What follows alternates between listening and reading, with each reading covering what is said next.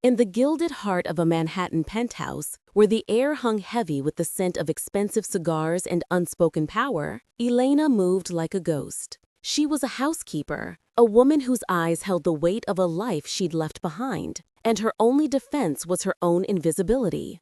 But that evening, her fragile world, in the gilded heart of a Manhattan penthouse, where the air hung heavy with the scent of expensive cigars and unspoken power, Elena moved like a ghost.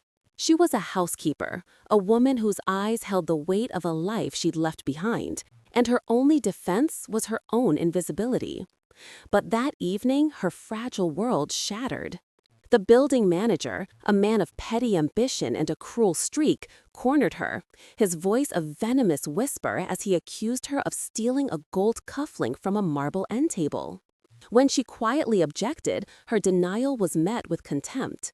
He shoved her, a sharp, dismissive gesture that sent her stumbling.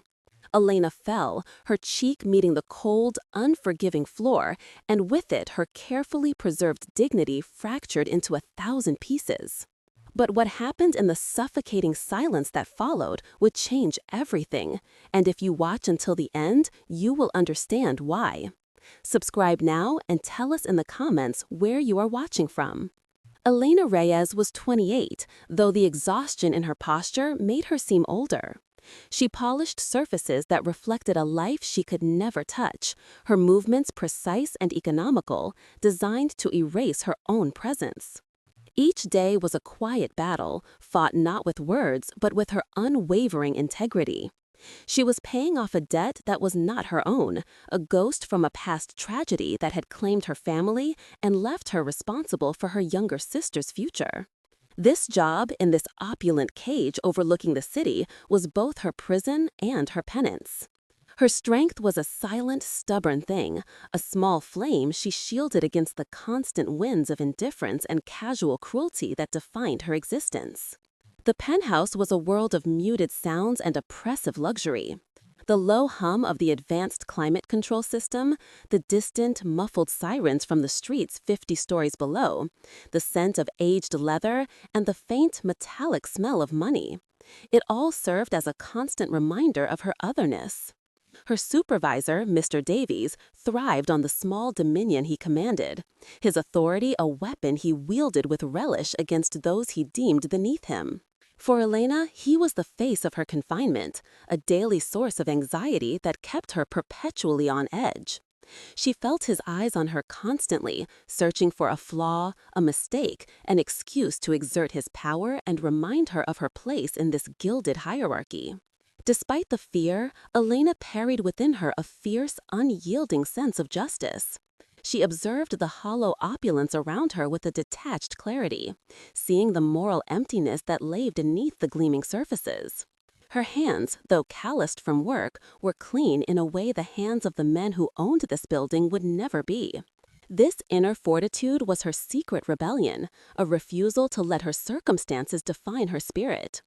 She often thought of her mother, a woman who taught her that dignity was not something given by others, but something you carried inside. It was this memory that fueled her resilience, allowing her to endure the daily humiliations without letting the bitterness take root in her soul. That evening, a strange tension had settled over the penthouse long before the confrontation. A meeting was taking place in the vast, shadowed study, its doors slightly ajar. Elena could hear the low murmur of voices, one in particular that was calm and measured, yet held an unnerving weight. She felt a gaze upon her, different from the manager's leering watchfulness. It was an observant, unnervingly still presence that seemed to miss nothing. She worked around the single gold cufflink on the table, a glinting piece of forgotten wealth, her instincts warning her to be even more invisible than usual. The air was thick with unspoken agreements and the quiet finality of decisions being made in the dark. When Mr. Davies approached, his steps were deliberately loud on the polished marble, a performance of authority for the unseen audience in the study. His accusation was swift and public, his words designed to strip her bare. Elena's denial was barely a whisper, a futile attempt to reason with a man who had already passed judgment. The shove was a sudden, violent violation of her space, and the fall felt like it happened in slow motion. The shock of the impact was sharp, but the sting of public degradation was a deeper wound, a cold poison seeping into her veins as she lay there, exposed and utterly alone under the cold, indifferent lights. As she struggled to push herself up, a profound silence descended upon the grand room. It was not merely an absence of noise, it was a heavy, charged void that consumed all other sounds. The manager's smug expression faltered, his bravado evaporating into the chilling stillness. The air grew thick, crackling with an unseen authority that seemed to emanate from the darkened study. From the shadows, a figure began to emerge, his silhouette framed by the dim lamplight. Elena could not yet see his face, only the immaculate cut of his dark suit and the unnerving calm of his posture. A new kind of danger had arrived, and it was far greater than anything she had ever imagined. If this story has touched you, show your support by liking and sharing it with someone who will feel it too. Your comment is the voice that lets us know we've connected. Elena's days began before the sun, in the cold blue light of a city still dreaming. Her small apartment in Queens was a world away from the silent luxury she would soon inhabit. The hiss of the old radiator was her alarm clock, a constant metallic breath in the quiet space she shared with her younger sister. Elena's days began before the sun, in the cold blue light of a city still dreaming. Her small apartment in Queens was a world away from the silent luxury she would soon inhabit. The hiss of the old radiator was her alarm clock, a constant metallic breath in the quiet space she shared with her younger sister, Sophia. Every morning, she moved with practiced silence, careful not to wake the one person for whom this entire sacrifice was made. She would stand by the window, watching the first blush of dawn paint the brick buildings across the street, feeling the immense weight of the day settle upon her shoulders. It was a loneliness that felt physical, a heavy cloak she wore long before she put on her uniform, a silent promise to a ghost from her past. The journey into Manhattan was a daily descent into another realm. On the crowded 7 train, she was just another face in a sea of tired expressions, each person lost in their own struggle for survival. Pressed against the cool glass of the window, Elena watched her world of modest walk-ups and noisy streets dissolved into the gleaming, indifferent spires of the city's heart. The transition was always jarring, a stark reminder of the chasm between her life and the one she served. She felt like a trespasser, someone who was only granted temporary access to a world she could never truly belong to, her presence conditional, and her worth measured only by her ability to remain unseen and unheard. Her uniform was a second skin, a crisp gray sheath that stripped her of her identity. The fabric was stiff and impersonal, designed for efficiency, not comfort. As she fastened the buttons each morning in the sterile employee locker room, she felt the transformation take hold. Elena Reyes, the woman who loved old books and the scent of rain on asphalt, receded. In her place stood the housekeeper, a functional, silent figure whose purpose was to erase all traces of life, including her own. The uniform was her shield, allowing her to navigate the opulent halls without drawing attention. But it was also a cage, a constant physical reminder of her station and the invisible walls that surrounded her. The reason for it all was contained in a single, worn photograph she kept tucked in her wallet. Sophia, smiling, her eyes bright with a future Elena was determined to protect.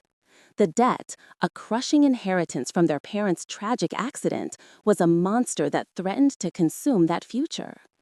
Every dollar Elena earned, every quiet humiliation she endured, was a stone laid on the path to her sister's freedom. A freedom to study, to dream, to live a life untouched by the shadows that haunted Elena. This love was a fierce, desperate fire within her, the one thing the cold indifference of her world couldn't extinguish. It was the source of her unyielding strength and her profound, aching vulnerability. Her work was a meditation in meticulousness. She moved through the vast, empty rooms of the penthouse with a grace born of necessity, her hands polishing marble surfaces until they reflected the sky, smoothing creases from silk sheets, and arranging objects with an artist's precision. There was a strange, hollow satisfaction in restoring this perfect, sterile order. In these silent moments, she was an observer, a chronicler of a life of careless excess. She saw the half-empty glasses of expensive scotch, the discarded designer clothes, the faint imprint of a head on a pillow.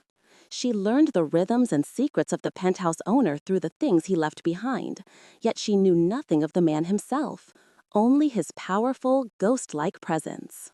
The true source of her daily oppression was not the work, but the man who oversaw it. Mr. Davies, the building manager, patrolled the halls with the self-importance of a petty tyrant. He found a cruel pleasure in wielding his minor authority, his eyes constantly searching for a flaw in her work, a reason to remind her of her replaceability.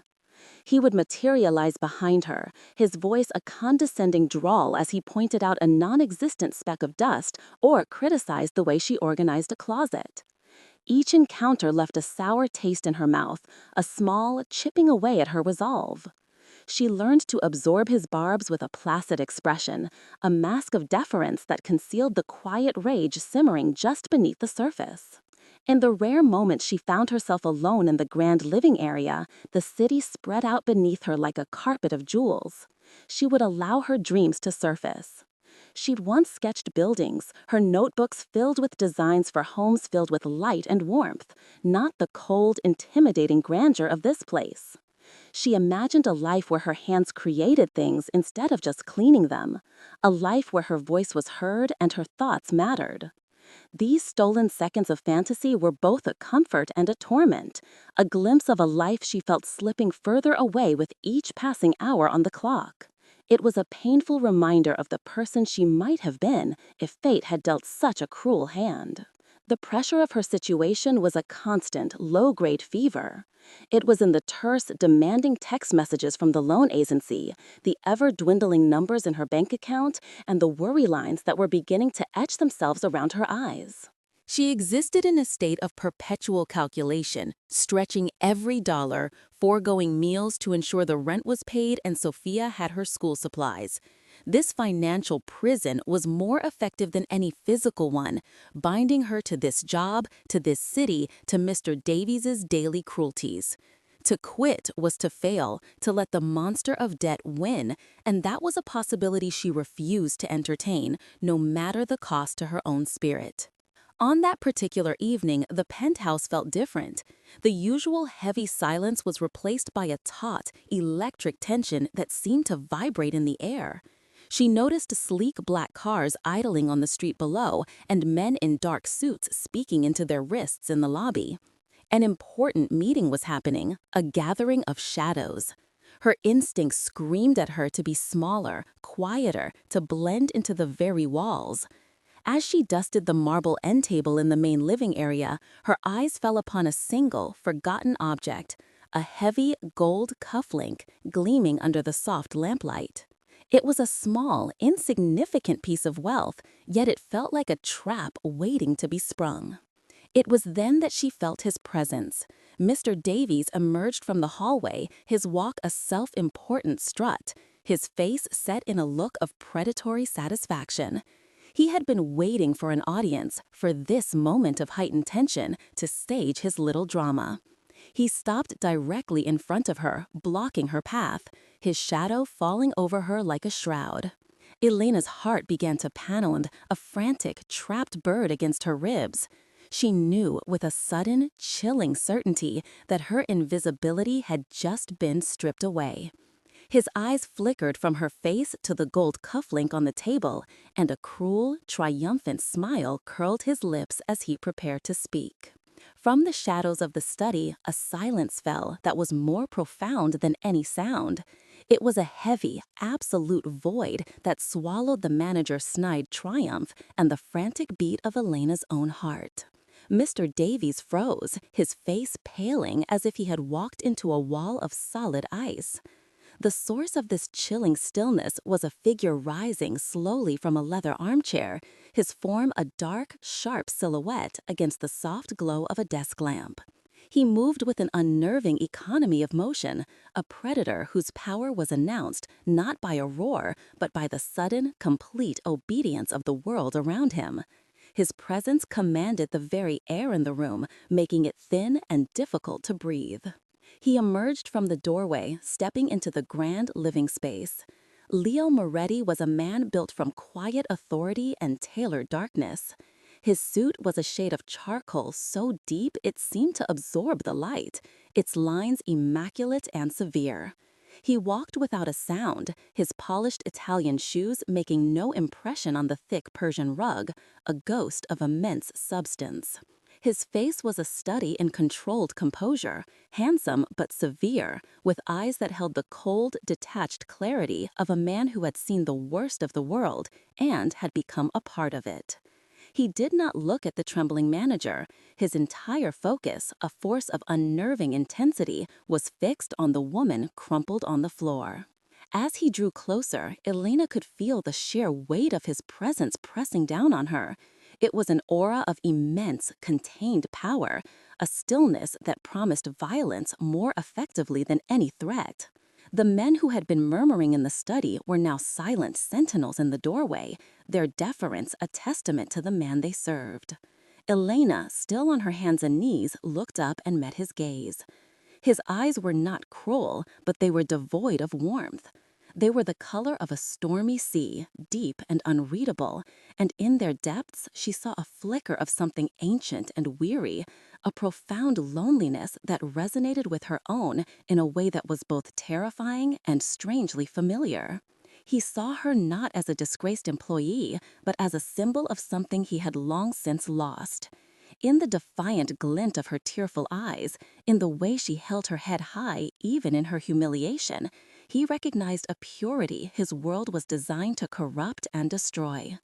It was the stubborn, unbreakable dignity of the innocent, a light that had no place in the shadows he inhabited. For a fleeting, disorienting moment, the cold facade of Leo Moretti cracked, and the man beneath, the one burdened by a past written in blood and regret, looked out through his eyes. He saw an echo of a moral compass he had abandoned decades ago, and the sight of it unsettled him. To go through the world without a moral compass aged a person. In men and women like his, that was a part of life, a war a part of ill escape. The world seemed to shrink to the space between them. The opulent room, the cowering manager, the silent guards, it all faded into a muted background. There was only the cold marble beneath her cheek and the intense, assessing gaze of the man standing over her. A strange current passed between them, a silent acknowledgement of two solitary souls from opposing universes colliding in a moment of shared stillness. Fear was a cold knot in her stomach, but beneath it something else stirred, a bewildering sense of being truly seen for the first time since she had arrived in this gilded cage, not as a functionary, but as a person, a woman of substance. He stopped directly before her, and, in a gesture that seemed to defy the very nature of who he was, he extended a hand. It was a large, steady hand, the skin unblemished, the nails impeccably clean. A simple, heavy gold ring on his finger was the only ornament, a stark contrast to the dark fabric of his sleeve. The offer hung in the air, a silent command and a question all at once. For a heartbeat, Elena hesitated, her mind racing. To accept his help was to step into his world, to acknowledge a debt to a man whose power was clearly absolute and dangerous. But to refuse was an act of defiance she could not afford, and a loneliness she could no longer bear. Slowly, she placed her trembling hand in his. His grip was firm, surprisingly warm, and utterly certain. He pulled her to her feet with an effortless strength, the movement smooth and decisive. Now standing before him, she was struck by his height and the sheer, intimidating breadth of his shoulders. She could smell the faint, clean scent of expensive soap and something else, something like old books and winter air. He did not release her hand immediately, his gaze holding hers, searching for something she couldn't comprehend. In that brief, charged moment of contact, a silent, irrevocable line was drawn, a connection forged in a crucible of fear and unexpected grace. Without breaking his gaze from hers, he finally spoke. His voice was not loud, but it carried across the cavernous room, a low, resonant baritone that vibrated with absolute authority. "You didn't disrespect her," he said, his words directed at the manager but intended for the entire room. He paused, letting the weight of his statement settle. "You disrespected my home." The distinction was crucial and chilling. It was not an act of chivalry, it was a declaration of ownership, of a code that had been violated within his domain. He had not saved her for her sake, but for his own. Yet the fact remained that he had saved her. The manager, who had been shrinking with every passing second, now seemed to collapse in on himself, his face ashen with a terror that went beyond losing his job. He stammered an apology that died in his throat, a pathetic whimper in the face of absolute power. Leo gave him a look of such profound, dismissive contempt that it was more devastating than any physical blow.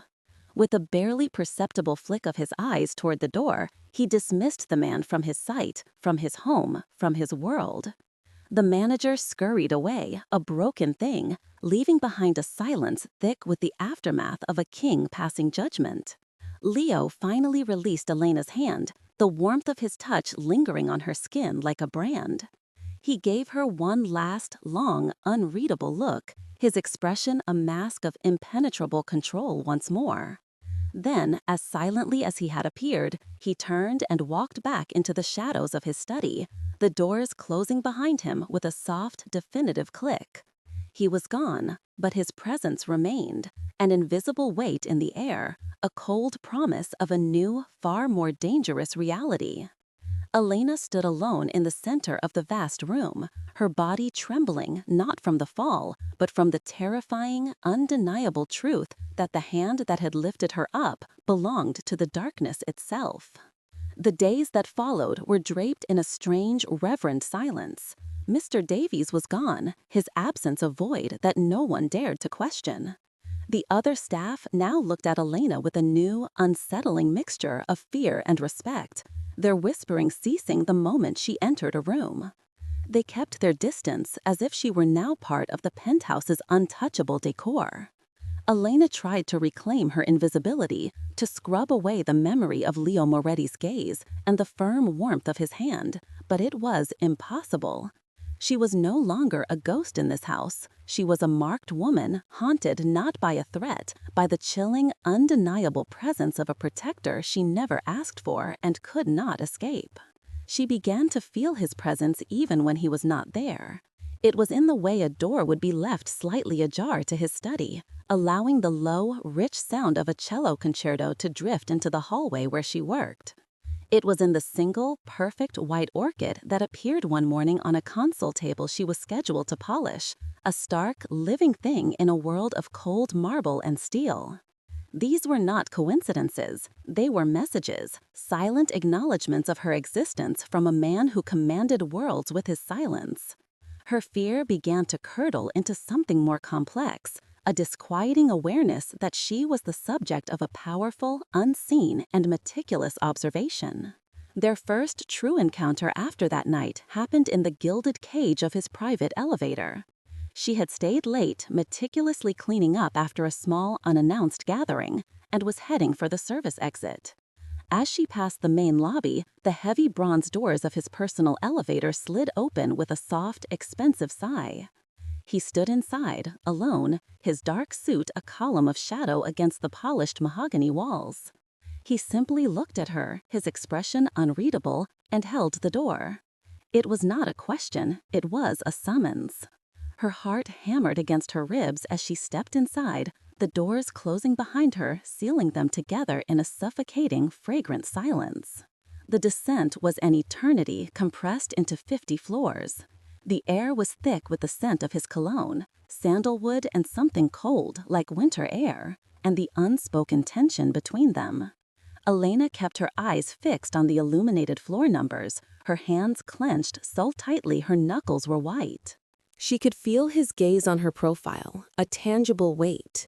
He said nothing, his stillness a force of nature that seemed to drain the very oxygen from the small space.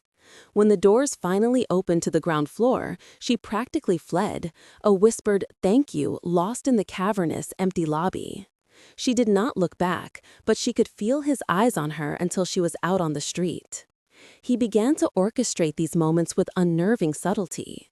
She would be arranging books in his vast library, and he would enter to retrieve a file, his movements silent and deliberate, his proximity a physical pressure that made her skin prickle. He would sit in his study, the doors open, supposedly engrossed in his work, but she knew he was watching her reflection in the dark glass of the windows overlooking the city.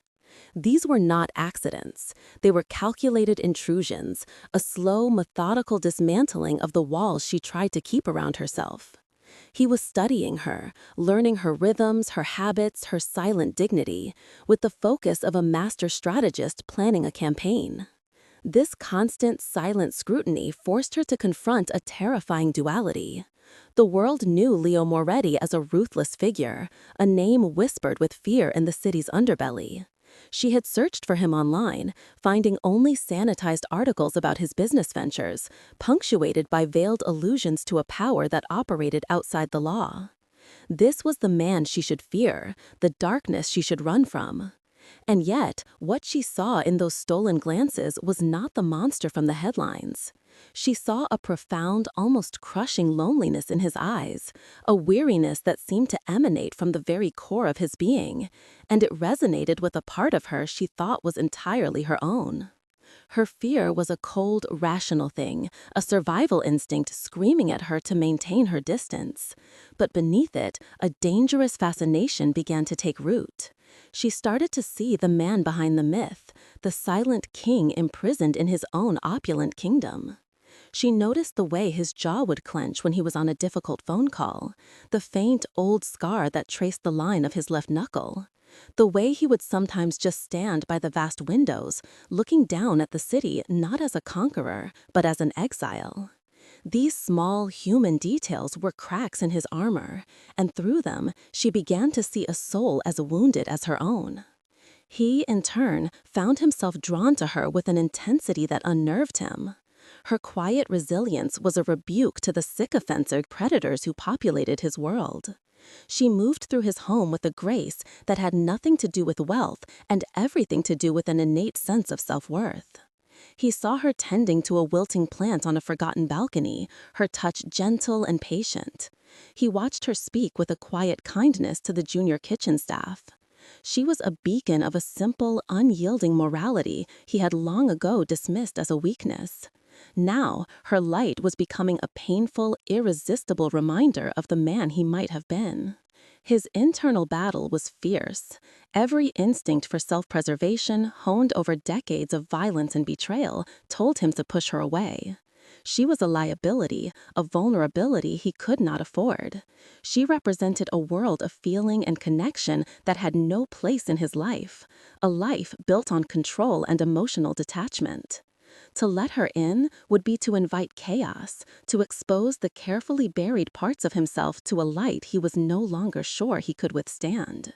Yet, the thought of returning to the absolute silence of his existence before she had fallen at his feet was becoming unbearable. One afternoon, as she was restocking a linen closet in a quiet hallway, he emerged from a side room, his path directly intersecting her. She sidestepped quickly, a box of fresh towels clutched to her chest like a shield. He stopped, his presence filling the narrow space. For a moment, they stood frozen, less than an arm's length apart. He looked down at her, his gaze intense, searching. "Be careful, Elena," he said, his voice a low murmur that was both a warning and something else, something softer. It was the first time he had spoken her name, and the sound of it on his lips was both intimate and terrifying, a claim being staked in the quiet air between them. The tension between them became a living entity, a silent third party in every room they shared. It was in the way their eyes would meet across a long, polished dining table as she served a solitary meal for him, a connection so intense it felt like a touch. It was in the lingering scent of her simple, clean soap in a room she had just left, a scent he found himself inhaling deeply when he was alone. The physical space between them crackled with unspoken words, with the dangerous gravity of two opposing forces drawn into an orbit they could neither control nor escape. Each silent encounter tightened the invisible thread connecting them. This fragile, dangerous equilibrium was shattered one evening as Elena was walking to the subway station after her shift. The winter air was sharp and the streets were crowded, yet she felt a sudden, primal sense of being watched. Two men, burly and dressed in cheap, ill-fitting coats, fell into step behind her. They didn't speak or get closer, but their presence was a palpable threat, a promise of violence that made the hair on her arm stand up.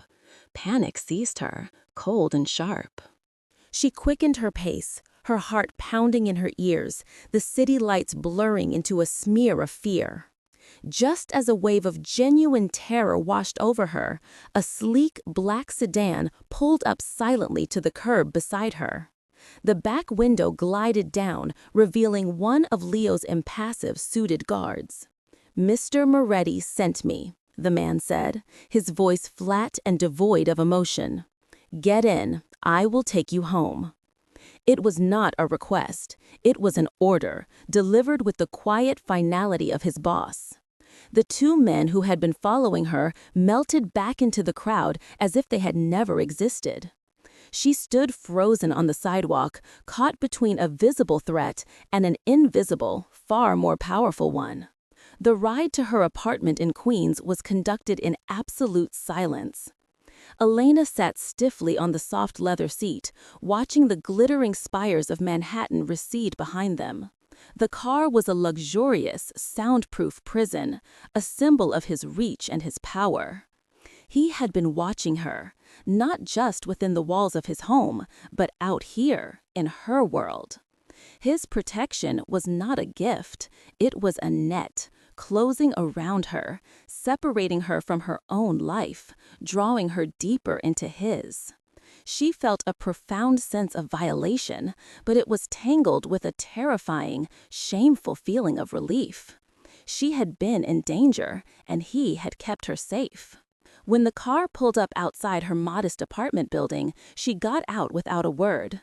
The guard simply nodded, and the car drove off, disappearing into the night. She fumbled for her keys, her hands still trembling, and climbed the stairs to her door.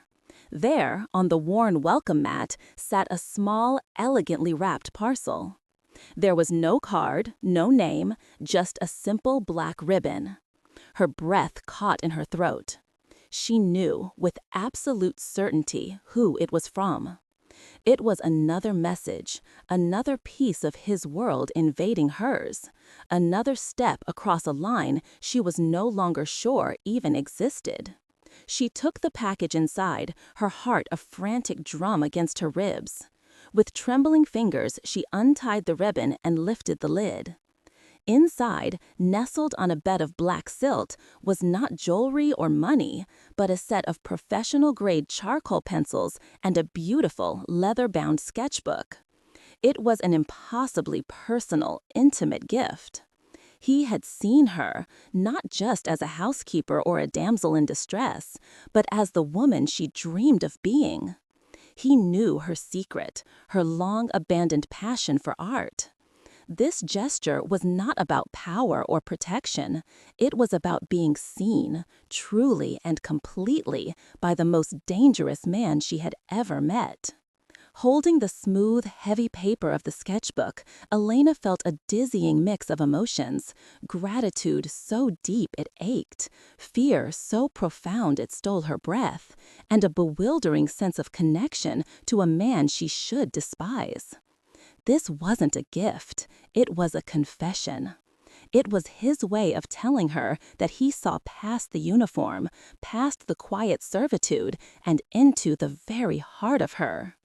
He had reached into her soul with the same quiet precision with which he ran his empire.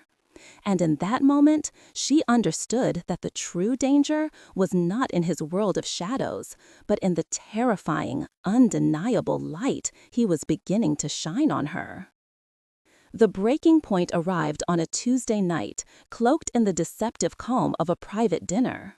Leo was hosting two associates, men whose polished exteriors did little to hide the cold ruthlessness in their eyes. One of them, a volatile captain named Marco, carried himself with a swaggering arrogance that set Elena's teeth on edge. She moved around the long, polished table like a phantom, refilling glasses, her entire being focused on remaining unnoticed. But Marco seemed to enjoy an audience for his cruelty. He made a point of watching her, his gaze lingering with a proprietary insolence that was far more menacing than Mr. Davies's petty tyranny. The air was thick with cigar smoke, the clink of crystal, and the low murmur of dangerous men making dangerous plans. The target of Marco's contempt was a young kitchen assistant, barely a boy, who had nervously spilled a single drop of red wine while serving. Marco's reaction was swift and theatrical.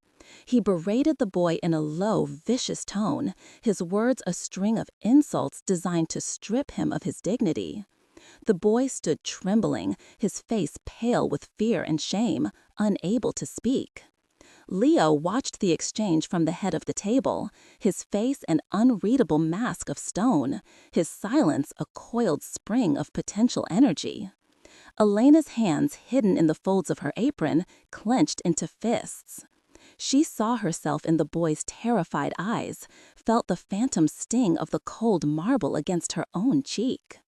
Every instinct for self-preservation screamed at Elena to look away, to retreat into the shadows and let the moment pass. This was not her fight. This was their world, a realm governed by brutal, unspoken rules she could not possibly comprehend. To interfere was to invite disaster, to draw the attention of predators who would see her as nothing more than a momentary distraction to be crushed.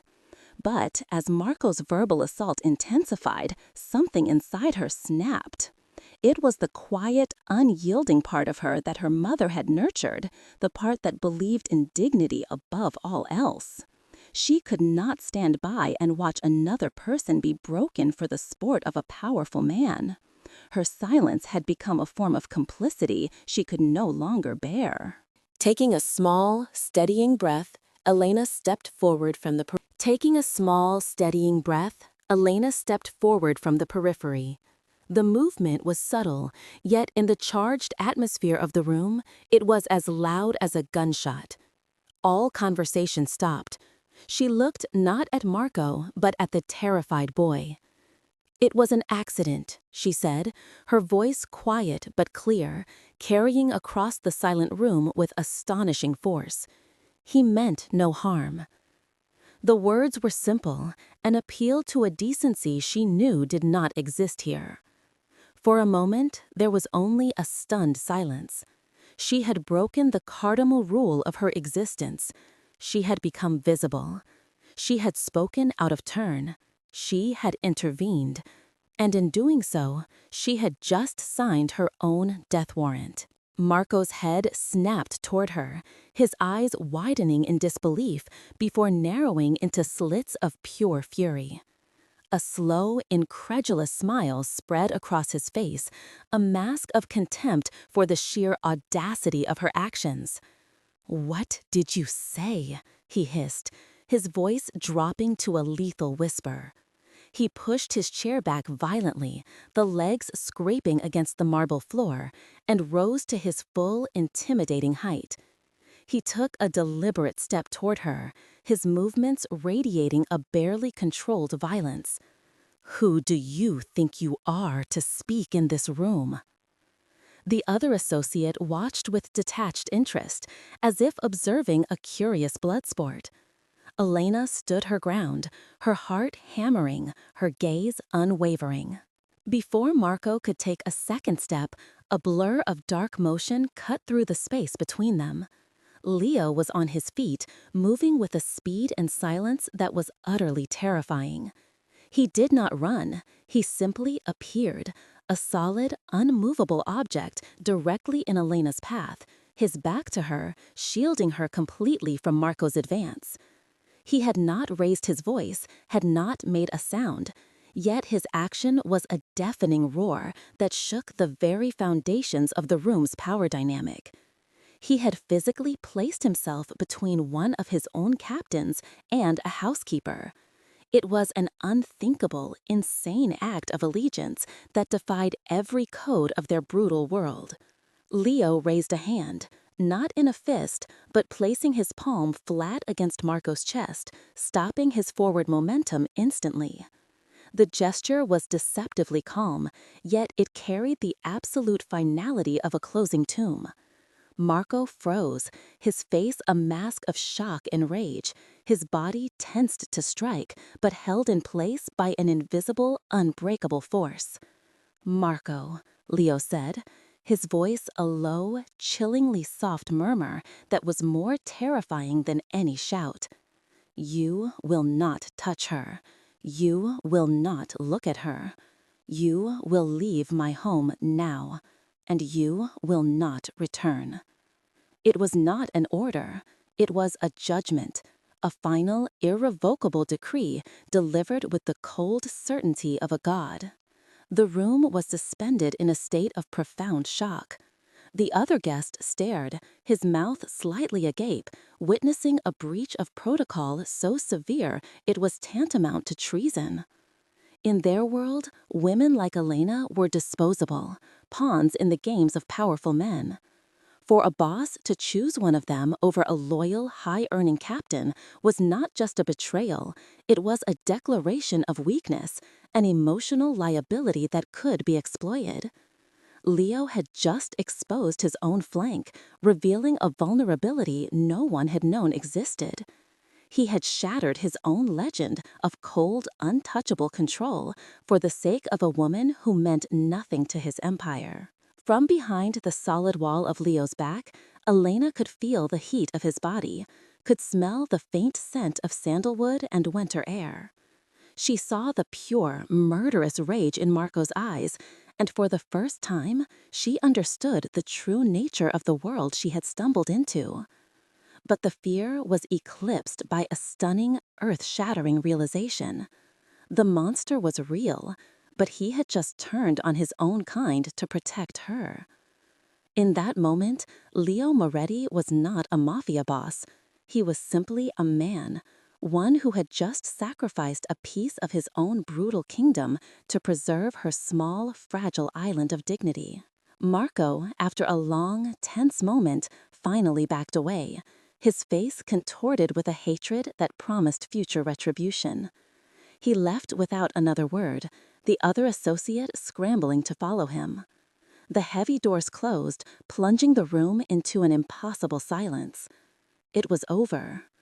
Leo stood perfectly still for a long moment, his back still to her, as if gathering the pieces of the world he had just broken. Then, slowly, he turned to face her. His expression was a storm of conflicting emotions she could not decipher, but his eyes held the raw, undeniable truth of his transgression. In the echoing silence, they both knew that a line had been crossed from which there was no return. The aftermath was a vacuum of sound and motion. Leo did not look at her again. His face was a mask of cold, impenetrable stone. The man who had shielded her a moment ago, replaced by the silent, distant king. He issued a quiet, clipped order to one of the remaining guards, his voice devoid of any emotion. "See that she gets home." It was a dismissal, as clean and sharp as a blade. Elena was escorted out of the penthouse, through the silent, opulent halls that now felt alien and hostile. The warmth of his protection had vanished, leaving behind a chilling, profound sense of abandonment. She had been saved from one predator, only to be cast out by another. And the silence he left in his wake was more terrifying than Marco's rage. The next morning, the consequences arrived not as a threat, but as a sterile, white envelope. She was met in the employee entrance by a new supervisor she had never seen before, a woman with a polite, impersonal smile. Elena was informed that her position had been eliminated as part of a restructuring. The explanation was a lie, and they both knew it. Inside the envelope was a check for an amount so generous it felt like a gag order, a final transactional severing of their connection. There was no note, no message, just the cold finality of money. He was erasing her from his world, not out of cruelty, but as a desperate, clumsy act of preservation. He was caging the bird to save it from the storm he had created. Back in her small Queens apartment, the city seemed to press in on her through the thin glass of the window. Rain began to fall, tracing slow, mournful paths down the pane, blurring the world outside into a watercolor of gray and muted neon. The opulent penthouse felt like a dream, a strange, dangerous fever she had passed through. The sketchbook he had given her sat on her small kitchen table, a silent, damning testament to a moment of impossible intimacy. She could not bring herself to open it. It was a piece of his world, a world she now understood was built on a foundation of violence and loss, and its presence in her simple life felt like a beautiful, poisonous flower taking root. In his own sky-high prison, Leo watched the same rain fall. The penthouse was too quiet, the absence of her silent, diligent presence a palpable void that echoed in every room. The incident with Marco had sent ripples through his organization, whispers of weakness and sentimentality that he now had to crush with calculated ruthlessness. Every decision he made to reassert his control, every cold act of authority, was a step further away from the man who had turned to shield her. He had chosen to protect her light, but in doing so, he had been forced to retreat deeper into his own darkness, reinforcing the very walls she had, for a brief moment, threatened to breach. The days bled into a monotonous, gray expanse. Elena tried to build a new routine, to find a semblance of the life she had before. She searched for jobs, interviewed in sterile offices for positions that felt hollow and meaningless. The world that had once been her reality now seemed faded and two-dimensional. She had glimpsed a life of intense, dangerous color, and the return to monochrome was an ache in her soul. The void he left was not just an absence of his presence, but an absence of the terrifying, exhilarating feeling of being truly seen. She was invisible again, but now the invisibility felt less like a shield and more like a tomb. The stain of his world, however, was not so easily washed away. One evening, as she walked home from the grocery store, the familiar feeling of being watched returned. It was different this time, not the discreet, protective surveillance of his men, but something predatory and hostile. A dark sedan with tinted windows idled at the corner, its engine a low growl in the quiet street. It was a message from the world she had been cast out of, a reminder that Marco's humiliation had a long memory. Leo had pushed her away to keep her safe, but all he had done was make her an isolated, unprotected target, a loose thread from his life that his enemies would be eager to pull. A cold, terrifying clarity washed over her. The fear was still there, a knot of ice in her stomach, but it was no longer paralyzing. It was sharp, lucid. She finally understood the impossible paradox of Leo Moretti. His protection was a cage, and his absence was a threat. There was no safe harbor for her in the wake of his world. This realization was not a defeat, but a painful maturation. The naive woman who had believed in simple lines between right and wrong was gone, replaced by someone who had walked the edge of the abyss and understood that some shadows cling to you forever. The pain was transforming into a somber, unyielding strength she didn't know she possessed. Leo received the report on his secure line, a single, grainy photograph of Elena walking down her street, the dark sedan a lurking shadow in the background. A cold, precise rage, the kind he reserved for the most profound betrayals, ignited within him. His immediate instinct was to burn Marco's entire operation to the ground, to unleash a wave of violence so absolute that no one would ever dare to even think her name again. But he held back. his hand clenching into a fist on his marble desk. To react so fiercely would be to scream her importance to the world, confirming she was his weakness. His immense power was a straitjacket, leaving him unable to protect her without endangering her further. That night, Elena finally opened the sketchbook. Her hand was steady as she picked up one of the charcoal pencils. The texture was smooth and cool against her fingers. She didn't draw the grand cityscapes or the warm, light-filled homes she used to dream of. Instead, with slow, deliberate strokes, she began to draw the single white orchid that had once appeared in his hallway. She drew it with meticulous detail, capturing the perfect, delicate curve of its petals.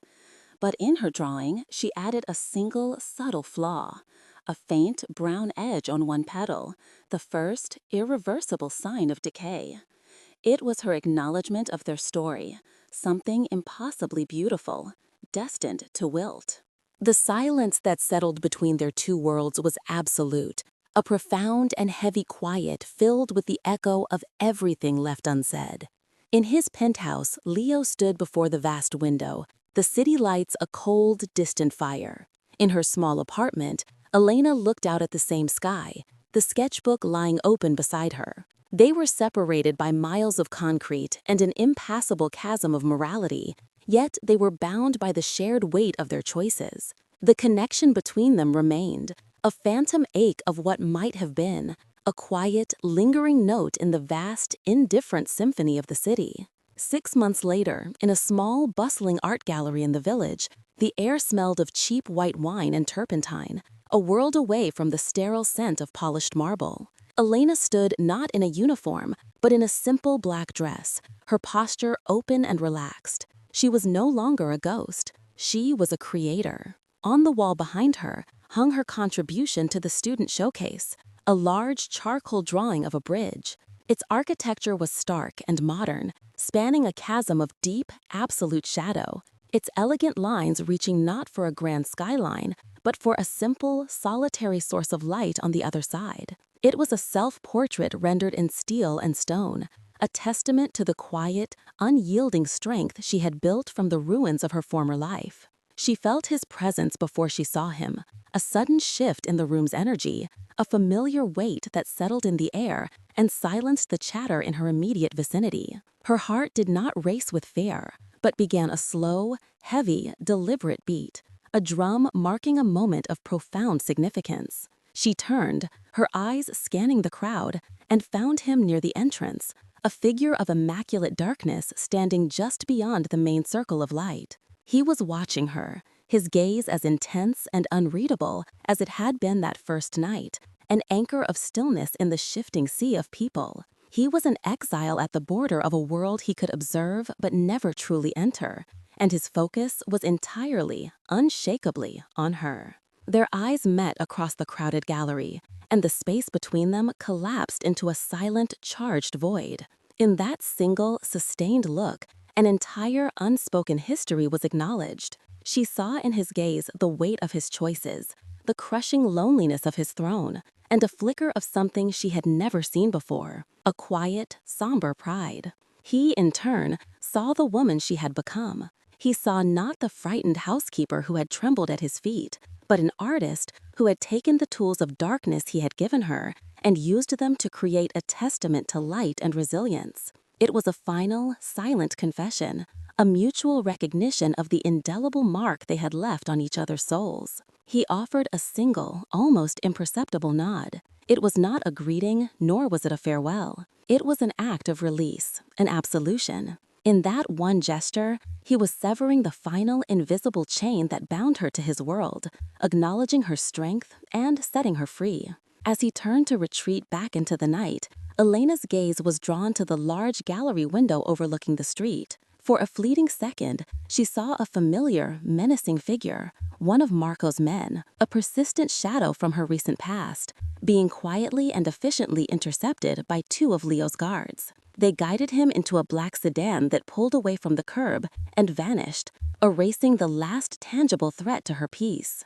A deep, profound calm washed over her, a quiet tide pulling the last vestiges of fear from her soul. He had not come to reclaim her, or to remind her of his power. He had come to deliver her freedom in the only way he knew how, from the shadows, without a word, at an insurmountable distance. It was his ultimate act of protection, a final, selfless gesture of a man who had broken his own code to shield her light. She turned away from the window, her back to the darkness he had re-entered, and faced her artwork. She was no longer a victim of circumstance or a ward of a dangerous man. She was the architect of the bridge, and she was finally, irrevocably, on the other side. He had built an empire on silence, but his final, unspoken word had given her a voice. He returned to his world of shadows, a king forever reigning over a kingdom of one, leaving her with the one thing his money could never buy, a future that was entirely her own. If their silent story of courage and sacrifice has moved you, let your own voice be heard. Subscribe for more tales that find light in the darkest of places. Share this journey with someone who understands its weight, and tell us in the comments what a single human connection means to you.